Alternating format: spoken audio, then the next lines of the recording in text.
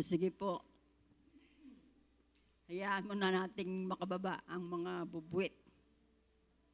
At salamat sa Diyos sa pagpapatuloy ng pagpapala niya sa atin, araw-araw, damang-dama natin. Amen, mga kapatid?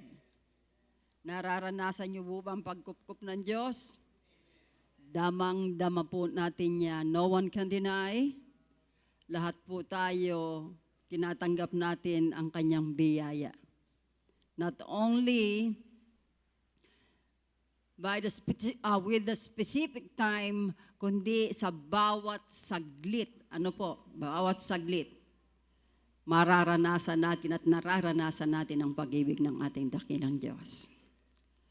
Before we begin, again, I will ask you to stand up dahil tayo po'y magbabasang muli ng kanyang banal na salita. And thank God sa buhay ninyong lahat, mga kapatid. Salamat sa Diyos sa pag-iingat niya kay Brother Nelson. Nakarating po siya from Netherlands to the Philippines. Palakpakan nga po natin ang Panginoon sa katapatan niya sa atin. At maging si Brother Resty, nagkasakit po siya at ngayon kasama natin. Tunay na purihin ng Diyos. At sa ating lahat, sa buhay nating lahat, yung nakakaraos tayo, damang-dama natin na kasama nating lagi ang Diyos. Amen? Tayo po'y magpapatuloy. At yung pong mga tinalakay ni Pastor Rosette nung mga nakaraan, yun po ay demonstration ng grace ng Panginoon na isinabuhay ng isang ama sa kanyang alibughang anak. Tayo man, kung ituturing, mga halibugha lahat eh. Ano po? Baka ma-offend kayo at sabihin kung tayong lahat ay alibugha. Kasi sinasabi ng kasulatan niyan, we are all sinners and fall short of His glory. Kaya wala tayong pwedeng ipagmalaki sa Diyos, tanging sa biyaya niya lang. Kaya tayo nariritong lahat. Amen po ba? Walakas kang amen, mga kapatid? Thank you, Lord! Sige po, magbabasa po tayo ng kanyang banal na salita. And I would like to read this first sa NIV version. Kasi po meron tayong mga taga-subaybay na nasa ibang bansa para po maintindihan nila ang ating mga tinatalakay. Ano po? 1 Corinthians 15, 9 to 10. Ang sabi po, andyan po, kung nakaandyan po sa screen natin, magbasa po kayong kasama ko. For I am the least of the apostles and do not even deserve to be called an apostle, because I persecuted the church of God. But by the grace of God, I am what I am, and His grace to me was not without effect. No, I worked harder than all of them, yet not I, but the grace of God that was with me.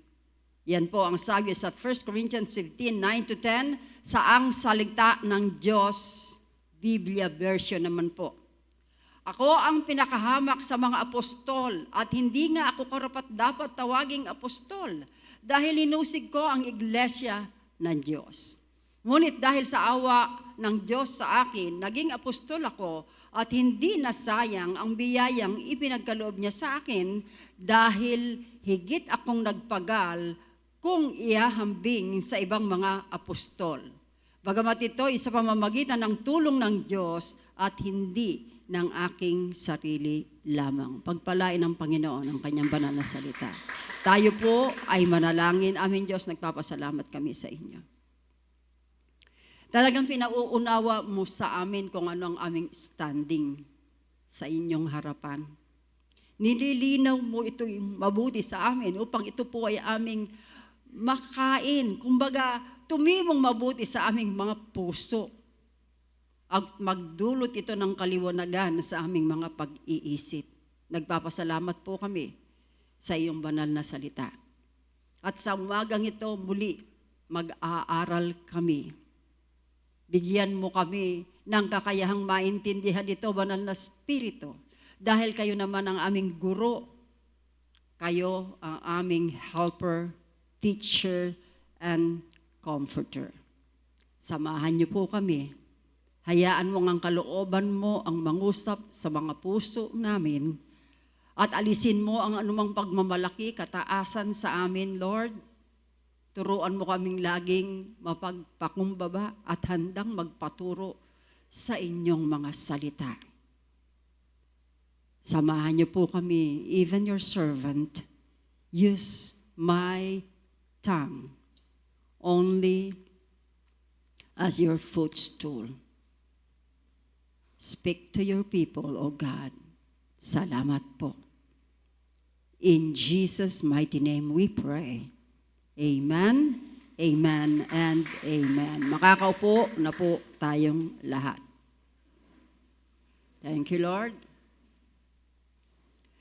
God revealed Himself as a God of grace who showed love to His people. Ipinakilala ng Panginoon, ng Diyos ang kanyang sarili bilang Diyos ng biyaya na nagpakita at nagparanas ng pagmamahal sa ating lahat.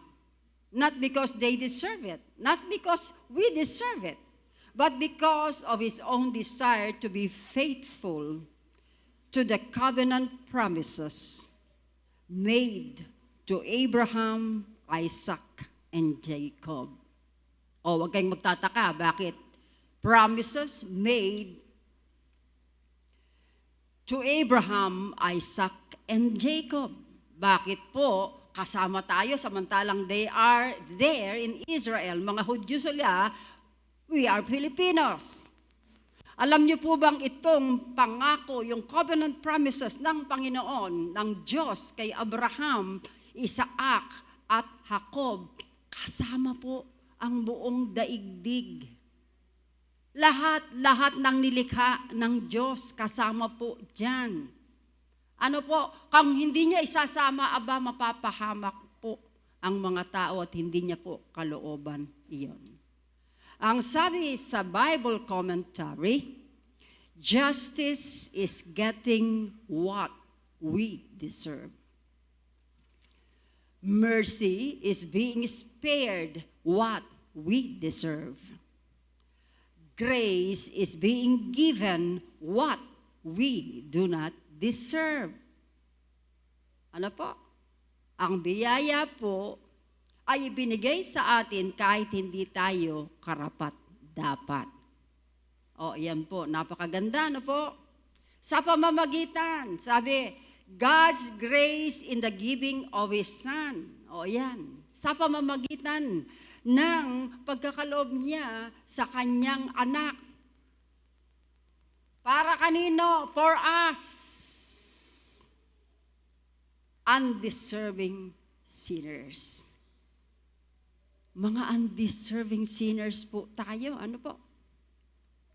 God's grace is multiplied to believers by the Holy Spirit, imparting forgiveness, acceptance, and power to do God's will.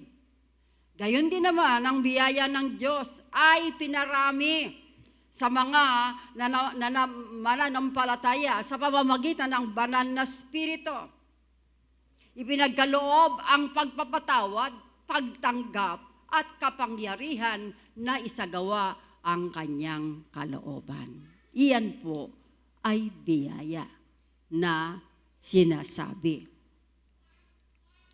The whole movement of the Christian life from beginning to end is dependent on God's grace. Yan po ang sabi. Yung buong pagkilos ng ating buhay Kristiyano mula umpisa hanggang katapusan ay nakadepende sa biyaya ng Diyos. Tandaan niyo po itong mabuti. Ano po? Ang buong pagkilos ng ating buhay Kristiyano mula sa umpisa hanggang katapusan ay nakadepende sa biyaya ng Diyos. Amen po. Kaya tayo naririto sa biyaya ng Diyos. Kaya tayo nakarinig ng ebanghelyo sa biyaya ng Diyos. Kaya tayo natututo ng mga bagay na espiritual sa biyaya ng Diyos. Kaya tayo naiingatan araw-araw dahil sa biyaya ng Diyos. Huwag niyo sasabihin, maingat kaya ako, kaya hindi ako napapano. Yun ang akala mo. Alam niyo ba may mga anghel tayong kasama, hindi niyo nakikita? O, sinabi yan sa kasulatan. Kasama natin ang mga anghel na itinalaga sa atin, sabi, upang maging ang ating mga paa, hindi matisod sa batuhan. Hindi natin sila nakikita, sa pagwulot tayo nakikita nila, kasi pinagkatiwala tayo sa kanila ng Diyos. At yan ay biyaya pa rin ng Diyos, mga kapatid. Kaya talagang maituturing na mapapalad ang mga nakakilala sa Panginoon at naging mga mananampalataya. Ano po? The whole movement of Christian life from beginning to end is dependent on God's grace. Bakit? Why? Una, God gives a measure of grace as a gift. Pinagkalooban tayo ng biyaya ng Diyos bilang regalo. Regalo po, ha? Wala tayong pinagtarabauhan dito. Lahat po iyan. Regalo. Regalo ng Diyos. Ang sabi sa 1 Corinthians 1:4, si Pablo po ito, I always thank my God for you because of His grace given you in Christ Jesus. Sa Tagalog, lagi akong nagpapasalamat sa Diyos dahil sa mga pagpapalang ibinigay niya sa inyo sa pamamagitan ng inyong pakikipag-isa kay Kristo Jesus. Lahat po ng mga pagpapalang tinatanggap natin at tatanggapin pa natin ay ibinigay sa atin sa pamamagitan ng pakikipag-isa natin kay Jesucristo. No? Kaya nga, apart from Him, we can do nothing. Wala tayong magagawa na hiwalay sa Kanya. Maliwanag po yan. Amen? Ang sabi, God gives a measure of grace as a gift to unbelievers, take note, to unbelievers so that they may be able to believe in the Lord Jesus Christ.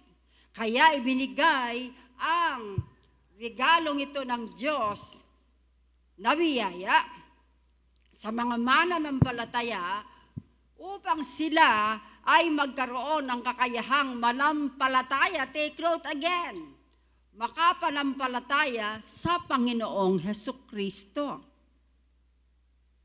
Binigyan tayo ng regalo upang makapanampalataya sa Panginoong Hesukristo. Bakit napakahalaga na laging nakabase kay Hesukristo ang ating pananampalataya? Abay, kung wala si Hesukristo, wala tayong kaligtasan, mga kapatid. Remember the cross? Hindi po krus ang nagliligtas, ha? Kung bakit naman kasi krus ang binibigyan ng halaga, hindi po yung ipinako sa krus. Kung wala yung ipinako sa krus, walang halaga ang krus. Amen? Yung ipinako sa krus, yung napako sa krus, ang mahalaga, si Kristo. Kaya kailangan naiintindihan natin ito. Kaya nga sinasabi, I am the way, sabi ni Jesus Christ. Ano po? Walang makaparoroon sa Ama, sa Diyos Ama, kundi sa pamamagitan ko, sabi niya. John 14:6.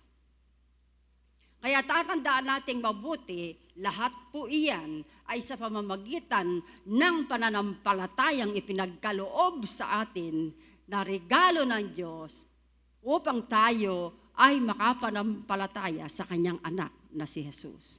Titus 3:4-5. Ang sabi, but when the kindness and love of God our Savior appeared, He saved us not because of righteous things we had done, but because of His mercy.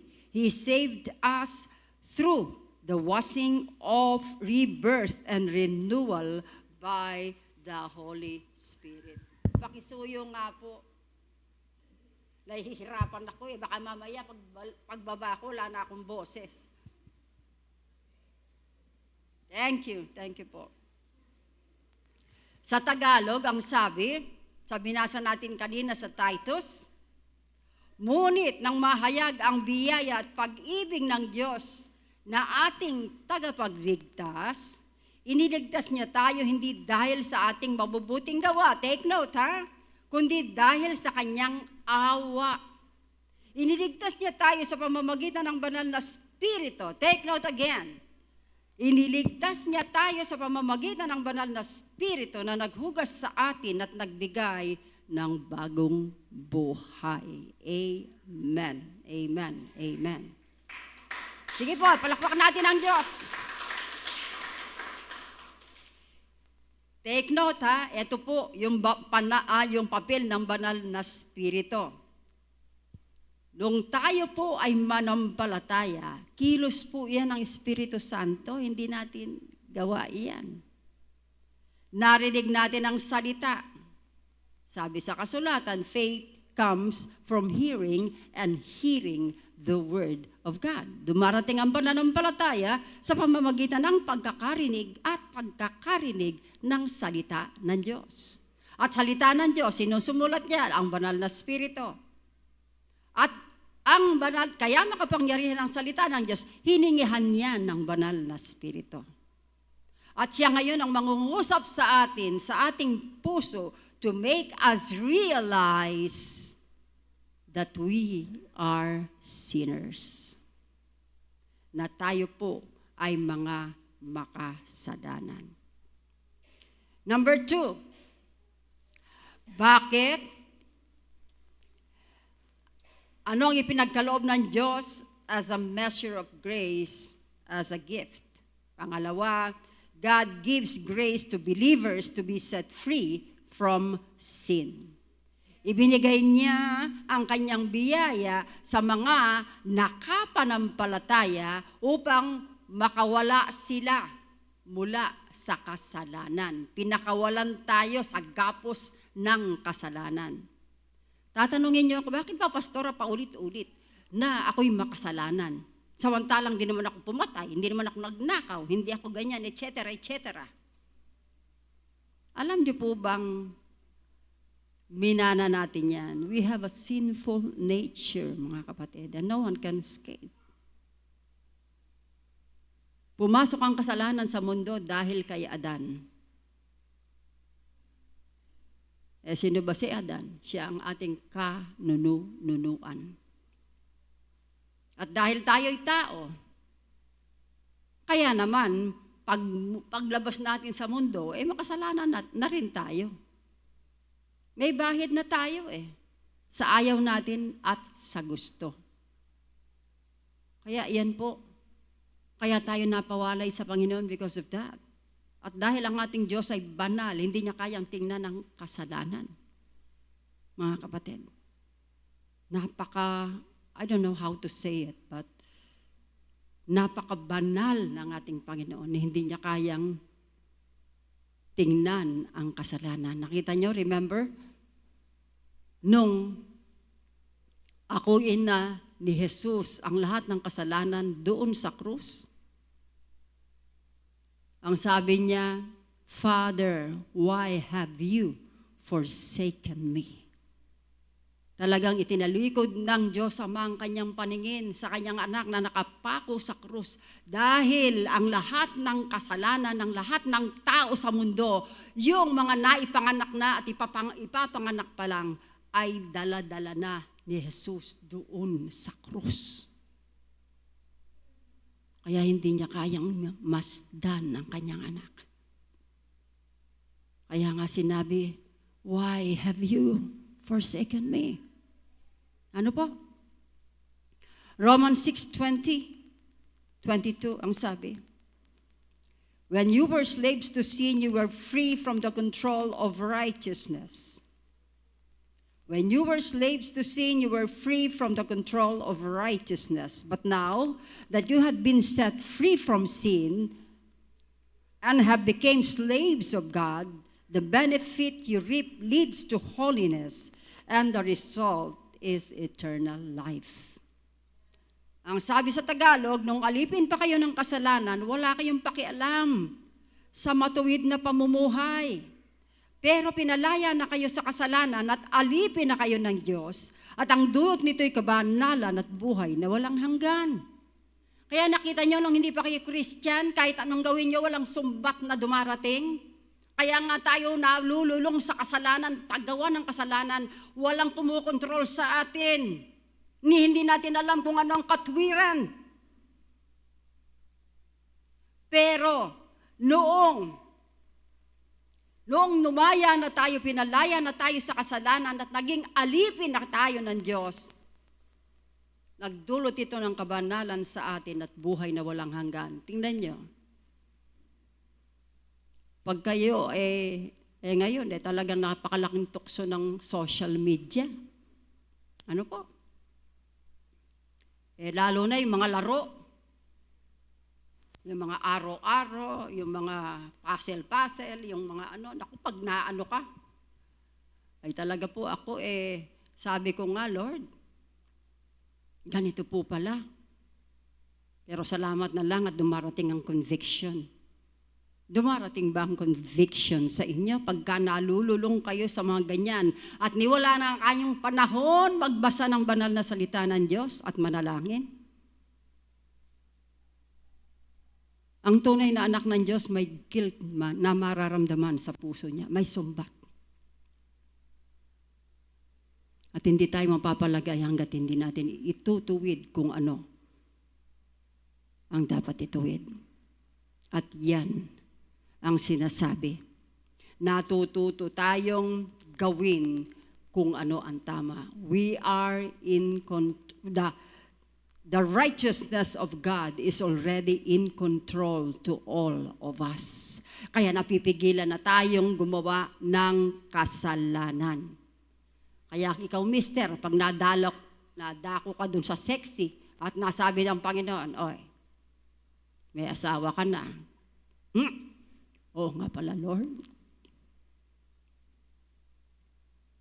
Ano po? Meron nang nagko-convict sa'yo. O kaya natutokso kang, magsha-shopping muna ako, hindi muna ako aatin ng gawain.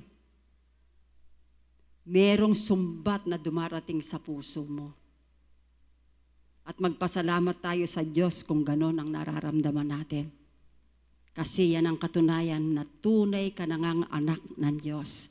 Kasi may sumbat dito sa puso mo. Kasi hindi tayo pababayaan ng Panginoon Hindi niya tayo pababayaang malugmok sa kasalanan. Kaya nga kasama natin ang banal na Espiritu. Sabi nga ng isang preacher, napakahirap magpakabanal. Ang sabi naman ng isang preacher, hindi mahirap magpakabanal, kundi imposibleng magpakabanal kung wala ang Espiritu ng Diyos. Amen! Mga kapatid, imposible!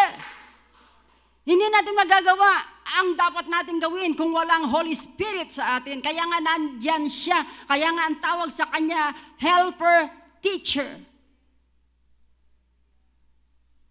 Kasi kung wala siya talagang hindi natin magagawa yan. On our own. Tao pa rin tayo, mga makasalanan pa rin. Pero pakinggan natin lagi ang udyok ng banal na Espiritu pag may sumbat na dumating sa puso mo, kapatid, pakinggan mo yan.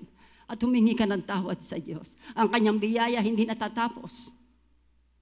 Sa pagpapakumbaba mo sa Kanya at paghingi mo ng tawad sa Kanya, sabi nga, He is faithful and just to forgive us and cleanse us from all unrighteousness. Amen, mga kapatid! Thank you, Lord! Philippians 2:13. Sabi, God gives grace to believers to be set free from sin. Ano pa? Philippians 2:13, to will and to act according to His good purpose. Binibigyan niya tayo ng pagnanais at kakayahang masunod ang kalooban niya. Pag nakagawa tayo ng mali, hindi ba nagdi-desire ang heart natin? Bakit ba nagawa ko yun, Lord? Gusto ko namang gawin ang tama. Kaya sinasabi ni Pablo, gusto kong magpakabanal. Kung bakit yung ayaw ko, siyang nagagawa ko, at ang gusto ko, hindi ko nagagawa, ito yung struggle na nangyayari inside us. Bilang mga tao. At hindi po natin maikakaila yan. Pero ang Panginoon pa rin ang nagbibigay sa atin, sabi, ng pagmanais. Pag ninais mo, bibigyan kanya ng kakayahang masunod ang kanyang kalooban. Amen? Naisin mo, Lord, I pray, I want to obey you with all my heart. Please enable me to obey you with all my heart, Lord. And God will help you. Hindi kanya bibiguin sa pagtawag mo sa kanya. Zechariah 12:10 ang sabi, to pray. Binibigyan tayo ng Panginoong ng Espiritong maawain at mapanalanginin. Minsan hindi nangyayari sa atin, pero bakit nararamdaman natin ang sakit sa puso natin? Kagaya yung mga kababayan nating nakaranas ng lindol sa Cotabato, 7.2, then 7.5. Ay, sa ano pala yun? Sa Colombia pala yun. Sa Cotabato, hindi ko alam kung 7.6 or 7.8. Nararamdaman natin yung pain. At saka yung mga bata, nakita nyo yung mga kabataan ngayon? May nananaksak na bata sa school. May namamaril na bata sa school. Bakit nangyayari ito? Napakasakit nito para sa mga magulang. At lalong-lalo na rin dun sa mga magulang ng mga anak na nadadamay. Nararamdaman natin yung pain na yan, mga kapatid. So, as soon as naramdaman natin ang sakit na yan, pray ang sabi.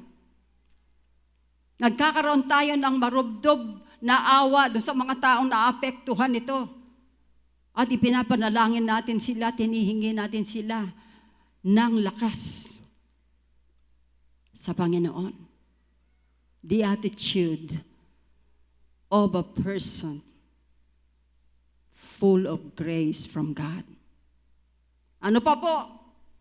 2 Peter 3:18, to grow in Christ.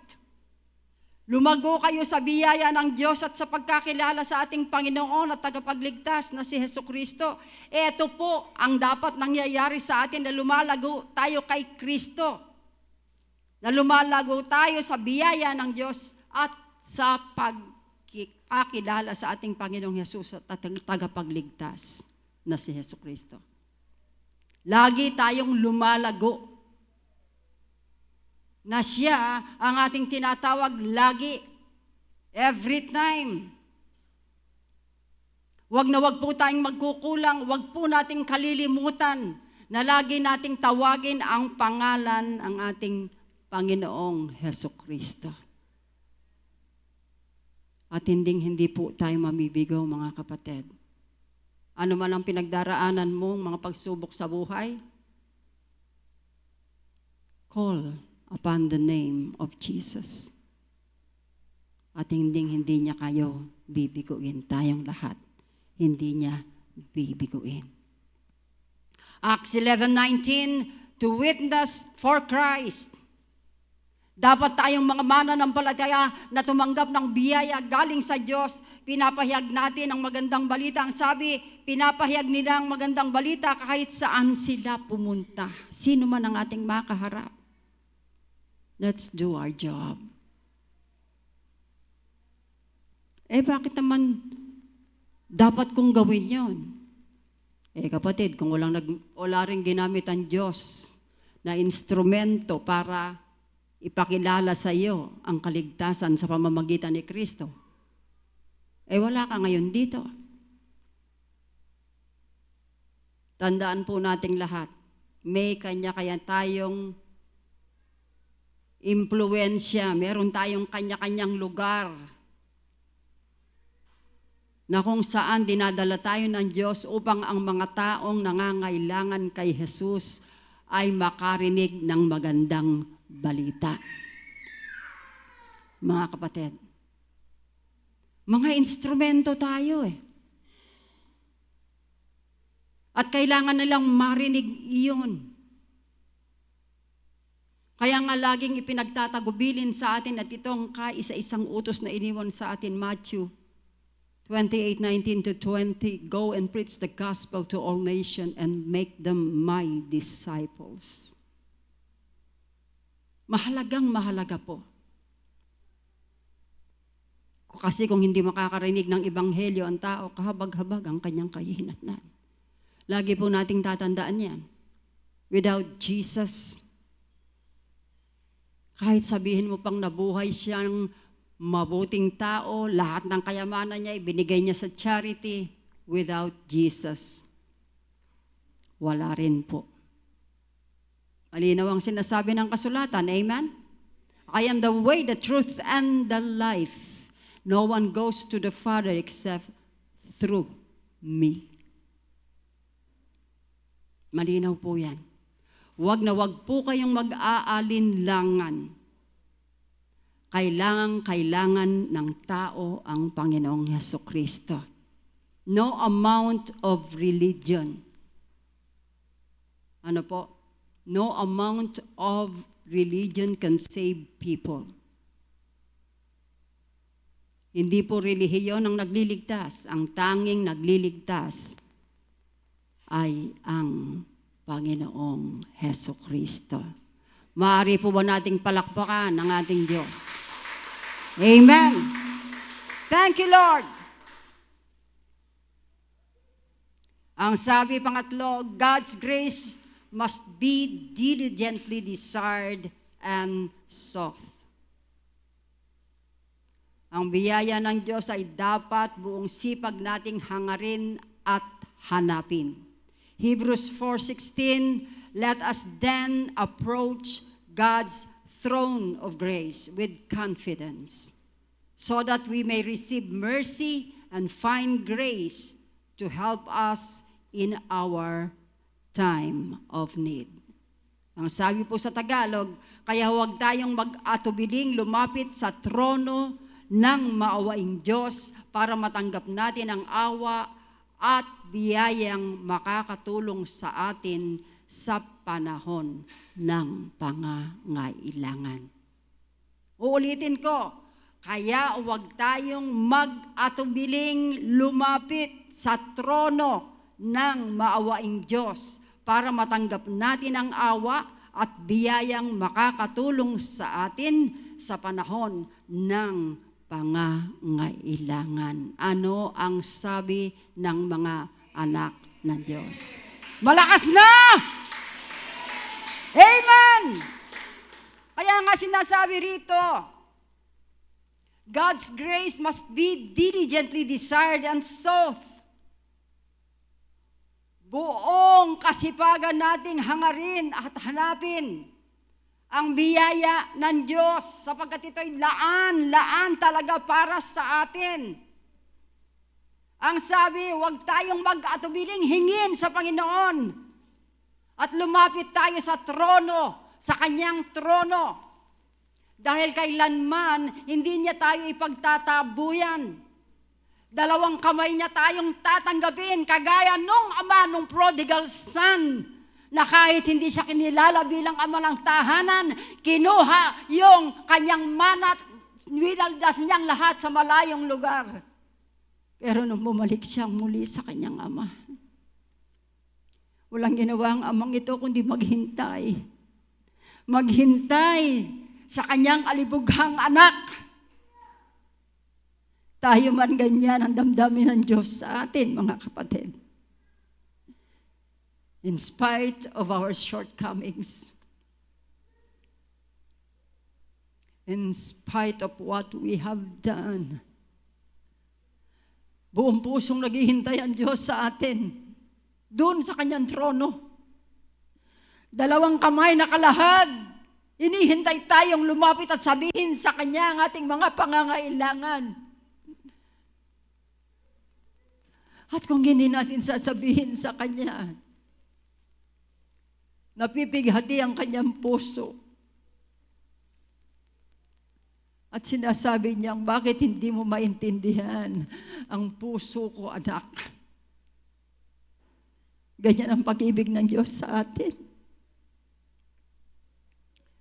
Kahit ano pa ang kasalanan ginawa mo, kahit gaano ka pa lumayo sa Kanya, the moment na ma-realize mo ang kasalanan mo, the moment na maintindihan mo ang Kanyang pag-ibig in spite of what you have done,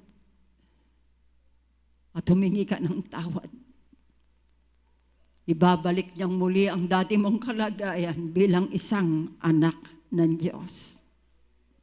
Nandun pa rin ang iyong pangalan sa aklat ng buhay. At sa kanyang muling pagbabalik ay muli niyang bubuklatin ito at tatawagin ka sa iyong pangalan. Mga kapatid, pakaunawain nating mabuti ang biyaya ng Diyos sa bawat isa sa atin. Huwag tayong magkulang na patuloy na maunawaan ang pag-ibig ng Diyos Ama sa bawat isa sa atin sa pamamagitan ng Kanyang anak na si Jesus. Si Jesus na buong pusong sumunod sa kalooban ng Ama dahil minamahal niya ang Diyos Ama. At kung anong minamahal ng Diyos Ama ay minamahal din ng ating Panginoong Jesucristo. Kaya tayo man ay malayang makakalapit sa trono ng Kanyang biyaya. Sa mga sandaling ito, itong pinag-usapan nating ito ay pinamagatang all by His grace sa pamamagitan lamang ng Kanyang biyaya. At nawa sa mga tinalakay natin ito, kasi sa susunod na linggo, ito pa rin ang tatalakayin natin, palalim tayo ng palalim sa kahulugan at kabuluhan ng biyaya ng Diyos. At ang dalangin ko sa Panginoon, mga kapatid, pakaunawain nating mabuti ito upang mabuhay tayo ng may kagalakan sa ating mga puso. Na mabuhay tayo with confidence in our heart that God sees us at kailanman hindi niya itinatalikod ang Kanyang likuran sa atin, kundi lagi siyang nakaharap, nakalahad ang mga kamay. Handa tayong pakinggan sa ating mga pangangailangan. Wala tayong may pagkakaila sa Panginoon. Ang hinihintay niya lang sa atin, magtapat tayo ng buong puso. Ano man ang mga pagkukulang na yan, magtapat tayo sa Kanya.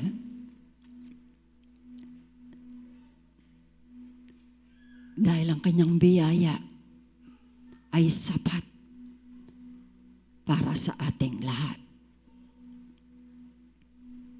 Aming Diyos na makapangyarihan sa lahat.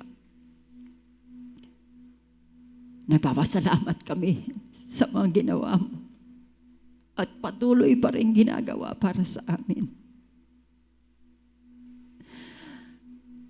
Yung mga pagtutuwid mo, yung mga pag-aakay mo, yung pagsasabi mo, pangungusap mo sa aming mga puso, na mahal mo kami, tinatanggap mo kami. Lord, kailanman wala kang hiningi sa amin, kundi ang aming pagsunod ng buong katapatan. Tulungan mo kaming makasunod sa kalooban mo, aming Diyos. Huwag naming ikagalak na kami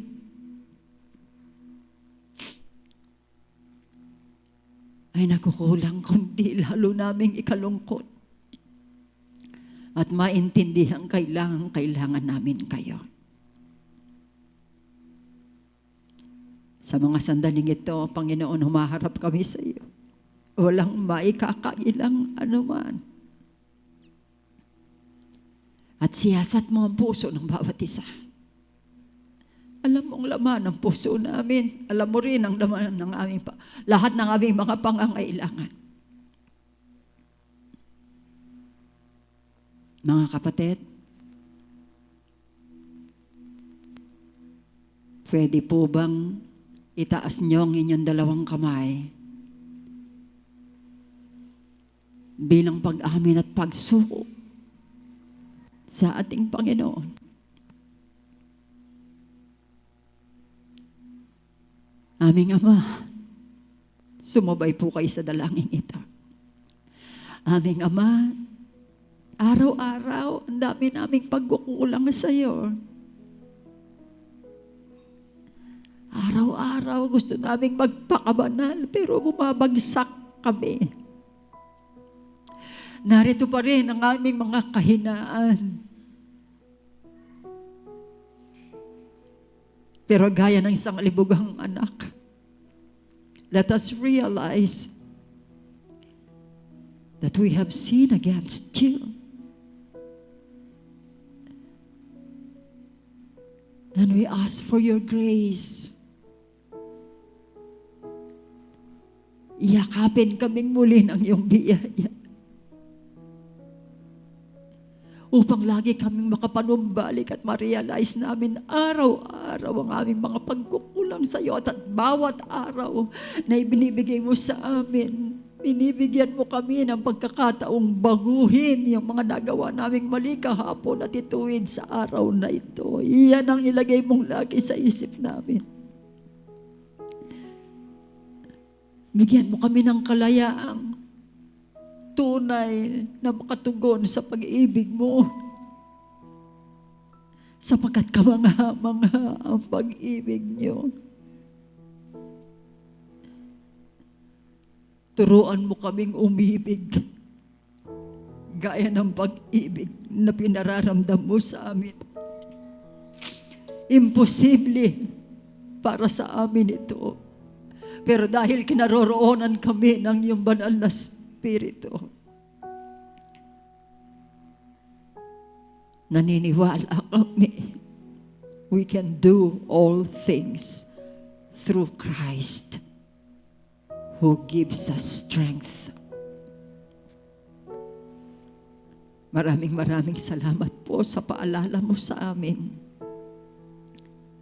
At narito po nakataas ang aking mga kamay, tandaan ang aking pagsuko sa iyo. At sabihin sa inyo, kailangan po namin kayo. Salamat po. Muli binabalik namin ang papuri, pagdakil at pasasalamat sa mga pagtuturo mo sa amin. At sa taulong ng banal na Espiritong ipinagkaloob mo sa amin bilang tanda ng isang pagiging anak ng Diyos. Ito po'y buong puso naming hinihiling sa pangalan ng aming Panginoong Hesus na aming tinanggap sa aming buhay bilang aming Panginoon at sariling tagapagligtas. Ang lahat ng nanalangin ay magsabi ng malakas na! Amen! Amen and amen! Thank you, Lord.